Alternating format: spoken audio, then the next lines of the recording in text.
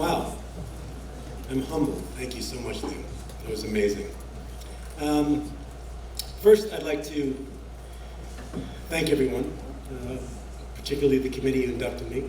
I am extremely honored to be inducted in such a prestigious institution. I'm extremely grateful that my accomplishments are actually being acknowledged, both for what I did in high school, but beyond. But in particular because, look at the company I'm with. I mean, I'm in awe.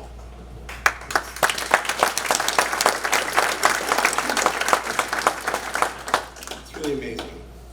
Now, in life, we all share challenges. I mean, life is a challenging dynamic that we all go through. Now, the adversity that is the result of life actually builds character. And prep taught me that. I saw numerous pictures of Eddie Rowe, and Eddie Rowe is our baseball coach. And Eddie Rowe used to have his isms, right? Do you remember Eddie Rowe's isms? Well, one of his isms, right, carried with me through my entire life. And I'd like to see if you can guess it. What was one of his isms that he would say all the time? One of them that I personally liked was, everybody wants to go to heaven, but few realize you have to die first. And he would say it over and over and over again, and we would roll our eyes and go, yeah, Eddie. But it always resonated with me. Starting for myself at birth, being born a 3-pound premature twin, where both my feet were inverted. My legs had to be broken, and I had to wear bars for 2-3 years of my life to learn how to walk. So I don't think athletics were in the cards for me. Right? And I think that's the reality. But I had one thing that was pretty unique to me, is I had 2 parents that supported me unconditionally, no matter what it was. And they taught me 2 things. They taught me determination, coupled with humility. Because what those 2 combinations do is they allow you to achieve success despite your current limitations. And so they always forced me to work through my current limitations.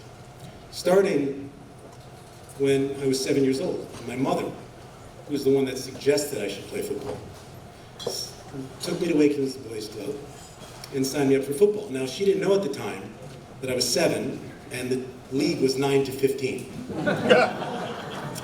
But she said, I'm sick of you breaking the furniture in your house, and I'd like you to go do something constructive on the field, so I'm taking you. So she took me, and the headmaster was vehement. You cannot play. You're 7 years old. This is 9. There are liability laws. My mother argued with him for an hour until he finally relented and said, kid, go pick out some equipment, be on the field at 8. Just get your mother out of here. And I said, okay. I grabbed it, and off we go. Now, the first practice, we practiced together. 9, 15, I'm 7. But I think I was 80 pounds, and I think that's the reason why he let me play. I was a little pudgy back then. And in the middle of the practice, my mother came running on the field, and she started yelling at the coach because she was upset that I wasn't running the ball. I was playing defense too much. And my mother had this vision of me scoring touchdowns. So she started yelling at the coach in front of everyone, and I was mortified. I said, I haven't seen my son Christopher carry the ball all day. And he said, okay. And I looked over, and the 15-year-old kid with the beard and the zits, and he was 6'2", and he was looking at me. And I said, thanks, Mom. And he flipped me the ball. I started to run. I think I remember he was about a foot away from me, and then I remember opening my eyes and looking at the sky, and I couldn't breathe, and they're taking my pants off. And I'm hyperventilating. He knocked the wind out. You know, to knock the wind out. Back in the day, we used to get the wind knocked out of us. We used to get our bell rung. Remember that? Not anymore. And I remember my mother leaning over me in front of my entire team, going, Pumpkin, I'm so sorry, Pumpkin. I'm so sorry. Breathe. Open your eyes. I was a Halloween baby, so she called me Pumpkin. And then since, my entire class, up through high school, called me Pumpkin. They thought I liked it. I actually didn't. And then my father, right? Similar determination, humility, but my father pretty much sacrificed his entire life for his children. I don't recall a day that I wasn't at 3:30 after school in the backyard at the park playing either football, baseball, or basketball, 24/7.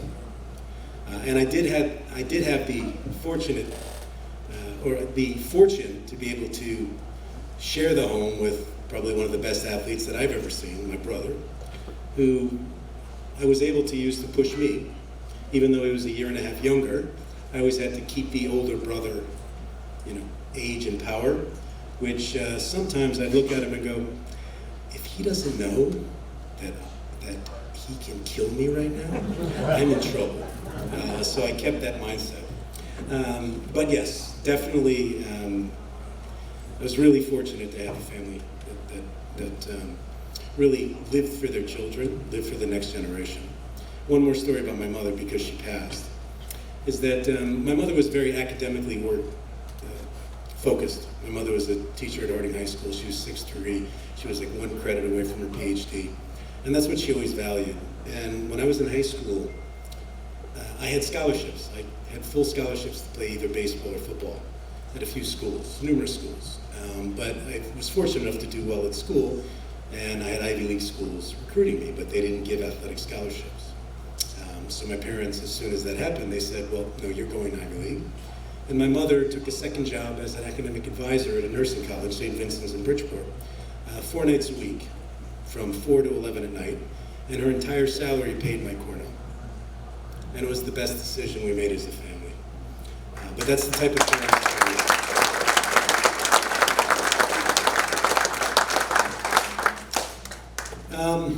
So for me, when I look out at the crowd and I look at just the overwhelming support, I look at my loving wife, Natalie.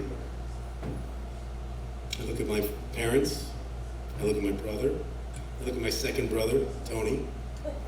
I look at my Fairfield Prep brethren.